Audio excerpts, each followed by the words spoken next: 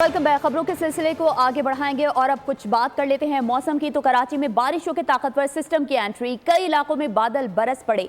शहर में कहीं दरमियानी कहीं मूसलाधार बारिश हो रही है। बाज़ मकामात पर तेज झक्कड़ और यालाबारी का भी इम्कान है। सिंध हुकूमत ने रेन इमरजेंसी लगा दी है। सरकारी और निजी इदारे दोपहर 2 बजे बंद होंगे, जबकि तालीमी इदारों में इस वक्त इवनिंग शिफ्ट भी नहीं होगी। डीजी मैट सरदार सरफराज कहते हैं शहर में 30 से 40 मिलीमीटर बारिश हो सकती है।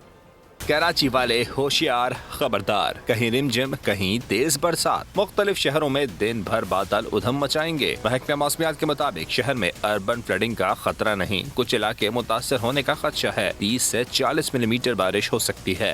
अर्बन फ्लडिंग की मतलब थ्रू आउट नहीं इम्कान उसका इतना ज़्यादा। कराची में अगर 30-40 मिलीमीटर बारिश पड़ जाती है आधे एक घंटे में, तो कुछ एरियाज ऐसे होते हैं जो वल्नरेबल आपके हॉट स्पॉट्स हैं, जो लो लाइंग एरियाज हैं, वहाँ पर पानी जमा हो जाता है, तो वहाँ वाटर लॉगिंग हो सकती है। वज़ीर आला सिंध ने बारिश के पेश नज़र शहर भर में रेन इमरजेंसी नाफिज कर दी। तमाम बल्दियाती इदारों, इंतजामिया और अस्पतालों में हाई अलर्ट जारी करते हुए छुट्टियां मनसूख कर दी गयी। निजी और सरकारी दफातर में हाफ डे, शाम की शिफ्ट के तमाम तालीमी इदारे बंद रहेंगे। जामिया कराची में आज के शेड्यूल के इम्तिहानात मुलतवी कर दिए गए। इंतजामिया ने शहरियों को गैर जरूरी घरों से न निकलने की हिदायत भी कर दी। रेस्क्यू 1122 की टीम भी अलर्ट है। इंचार्ज ऑपरेशन दुनिया बोले में बताया कि हर किस्म के हालात से निपटने के लिए तैयार हैं। पूरे सिंध में जहाँ जहाँ रेस्क्यू स्टेशन, रेस्क्यू सर्विसेज बहाल है 1122 की, वहाँ पे हाई अलर्ट कर दिया गया। स्पेशलाइज्ड टीम हमारे पास मौजूद होती है, वाटर रेस्क्यू व्हीकल हमारे पास मौजूद होती है। उसमें वो तमाम मिनिमम टूल्स, इक्विपमेंट, एसेसरीज हैं जो किसी भी किस्म की वाटर रेस्क्यू इमरजेंसी में